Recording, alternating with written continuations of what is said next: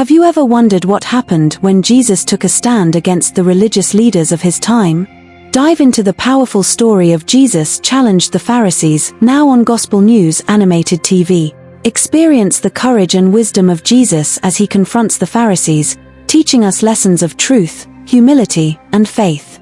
With stunning animation and rich storytelling, this story comes alive, bringing you closer to the heart of the gospel.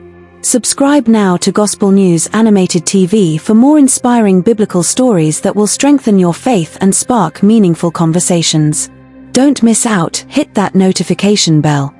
Imagine a time when leaders of the land, both religious and political, held power over the people. They made the rules and controlled what everyone could say and believe.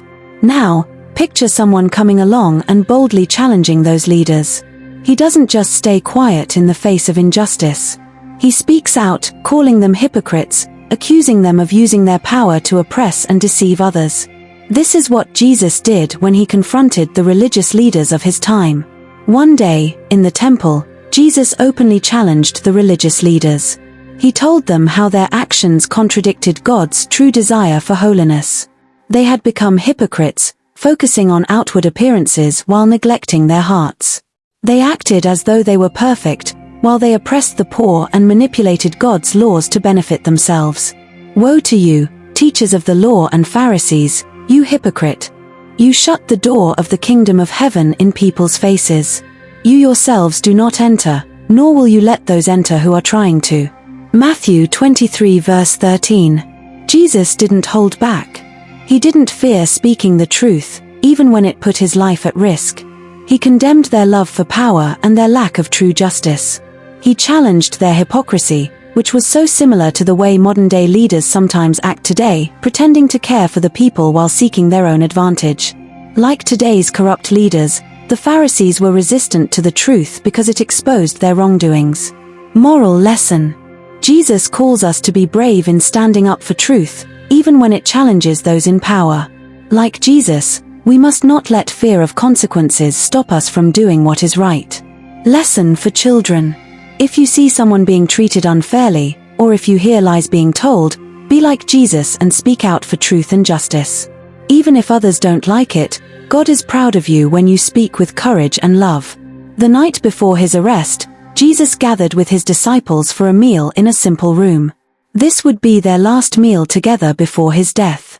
Jesus knew what was about to happen. His heart was heavy, but he still took this time to teach his disciples an important lesson. As they ate, he took the bread, broke it, and passed it around, saying, "This is my body, which is given for you." Then he took a cup of wine and said, "This is my blood, poured out for many for the forgiveness of sins." Jesus was preparing them for the reality of his upcoming sacrifice. He wasn't just teaching them about bread and wine, he was teaching them about love. His body would be broken, and his blood would be poured out as the ultimate sacrifice for the forgiveness of sins.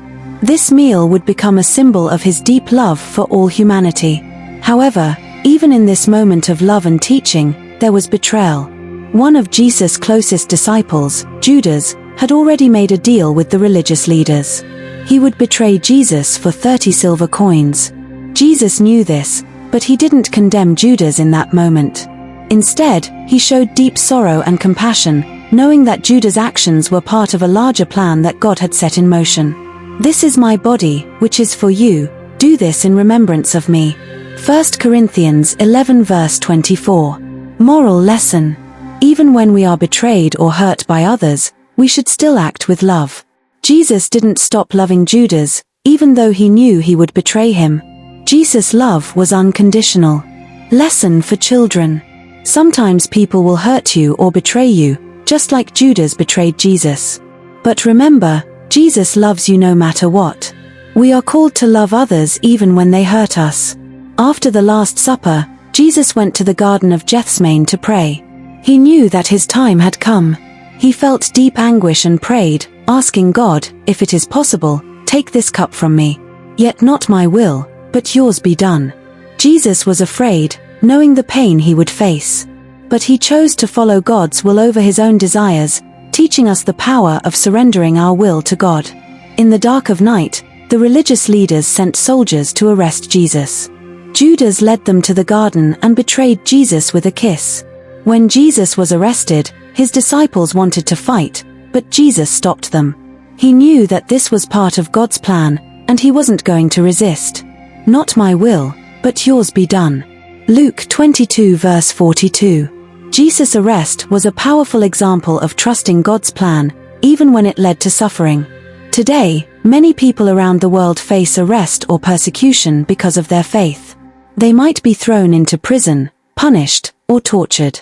But just as Jesus endured this for the sake of God's will, those who face persecution for their faith can trust that God is with them. Moral lesson. Even when the path is hard, God's plan is always better than our own. Jesus showed us that trusting God is the way to true peace and purpose. Lesson for children. When you face a difficult situation, remember that God's plan is always good even if it's hard.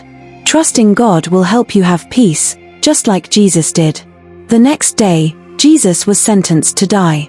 He was forced to carry the heavy cross to the hill called Golgotha. There, Roman soldiers nailed his hands and feet to the cross. It was a slow, painful way to die. As he hung on the cross, the religious leaders mocked him, saying, "He saved others, but he can't save himself." But even in the midst of his suffering, Jesus didn't respond with anger or hatred. Instead, he prayed for those who were persecuting him. "Father, forgive them, for they do not know what they are doing." His words were filled with love and compassion, even for those who were hurting him. His crucifixion wasn't just about physical pain, it was the ultimate demonstration of God's love for all people.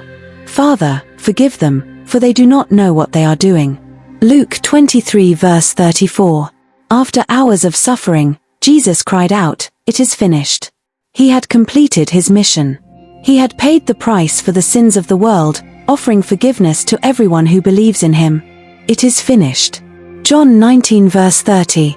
Jesus' death on the cross is the greatest act of love in history. He willingly laid down his life for us so that we could be forgiven. The leaders of his time thought they were ending the movement, but they were actually part of God's eternal plan for the salvation of mankind. Moral lesson.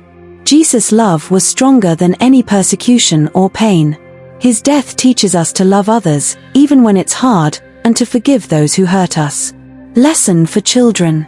If someone hurts you or mocks you for doing the right thing, remember that Jesus loved and forgave those who hurt him. We can do the same and show love, even when it's difficult. Subscribe to my YouTube channel for more faith-uplifting stories and click on the notification bell to know when a new video is posted. Also, view, comment, share and like. God bless you.